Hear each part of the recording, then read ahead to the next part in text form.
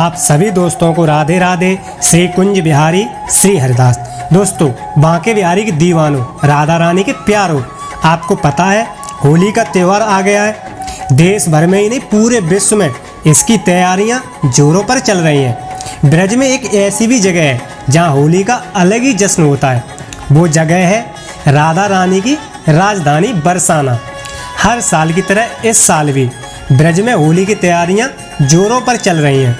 साथ ही ब्रज में होली का विशेष महत्व होता है। होली खेलने के लिए देश विदेश से लाखों श्रद्धालु ब्रज में आते हैं। ब्रज में होली का जश्न पहले से ही शुरू हो जाता है। ब्रज के विशेष होली महोत्सव की शुरुआत 15 दिन पहले से ही हो जाती है। लेकिन बरसाना धाम की सबसे प्यारी होली आज खेली जाएगी, जिसमें सबसे पहले 10 मार्च को लड्डू होली का आयोजन किया जाएगा। ब्रज में लड्डू होली के अलावा फूलों की होली, लठमार होली और रंग वाली होली का खूब जश्न मनाया जाता है। तो चलिए आज जानते हैं लड्डू होली की शुरुआत कैसे शुरू हुई और इसके महत्व के बारे में सब कुछ जानते हैं विस्तार से। तो होली खेलने का आनंद और बढ़ जाएगा। वैसे तो लड्डू को भोग एवं शगुन के तौर पर रखा जाता है, ये तो हम सभी जानते हैं। लड्डू खुशी के मौके पर बांटे जाने की परंपरा है। लेकिन बरसाना में लठमार होली के ठीक एक दिन पहले लोगों पर अबीर गुलाल की तरह लड्डू फेंके जाते हैं। इसका भी एक विशेष कारण है जो बहुत प्यारा है। लड्डू होली लठमार होली से पहले लोगों के बीच मिठास घोलती है। इसका ये भी एक कारण है। कहा जाता है कि नंदगांव से होली खेलने के लिए बरसाना आने का आमंत्रण स्वीकारने की परंपरा इस होली से जुड़ी हुई है, जिसका आज भी पालन किया जाता है। आमंत्रण स्वीकारने के बाद यहाँ सैकड़ों किलो लड्डू बरसाए जाते हैं। इस लड्डू होली को देखने के लिए देश विदेश से श्रद्धालु बड़े भाव से आते हैं और लड्डू प्रसाद पाकर स्वयं को धन्य भी मानते हैं। लड्डू होली को लेकर बहुत ही अनोखी कहानी कथा है यहाँ की। कहा जाता है कि द्वापर में बरसाने से होली खेलने का आमंत्रण लेकर सखी नंदगांव गई थी।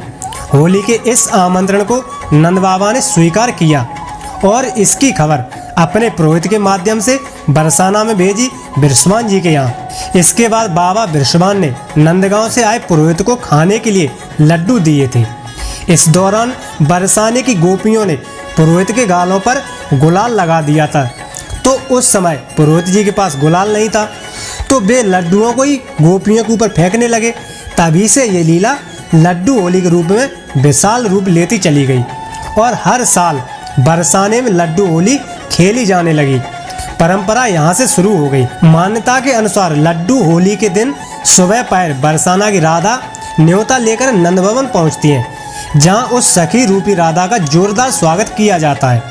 इसके बाद नंदगांव से शाम के समय पुरोहित जी रूपी सखा को राधा रानी के निज महल में भेजा जाता है, ये बताने के लिए कि आपकी होली का निमंत्रण हमें स्वीकार है। ये बताने पुरोहित जी महल में आते हैं, जहाँ पर लड्डुओं से उनका स्वागत किया जाता है। इसी को लड्डू होली कहा जाता है। परंपरा के अनुसार हर साल पूरा मंदिर प्रांगण राधा कृष्ण के प्रेम में सराबोर हो जाता है, जिसके बाद राधा कृष्ण के भजन और लोकगीत तथा फाग गाते हैं और खूब होली के गीतों का मंदिर प्रांगण में स्वर सुनाई देने लगता है। इस दिन लोग राधा कृष्ण के प्रेम में मग्न होकर नाचते हैं, गाते हैं। इस परंपरा का आयोजन द्वापर युग से ही होता चला आ रहा है। तो आप सभी भाई बहन इस निमंत्रण को स्वीकार कर बरसाना धाम होली खेलने जरूर पधारें। और हाँ, अगले दिन यानी 11 मार्च को लठमार होली का आयोजन होता है। अगर आप राधा रानी की तरफ से होली खेलने आ रहे हैं तो लठ तैयार रखना, और नटखट नंद किशोरी की तरफ से आ रहे हैं तो अपने बचाव में ढाल रखना। अब बजेगा राधा रानी और उनकी सखियों के लठ ऐसे ऊदमी ग्वालों पर। और भाई बजना भी चाहिए, क्यों नहीं बजेगा। हमारा बांके बिहारी है ही इतना टेढ़ा।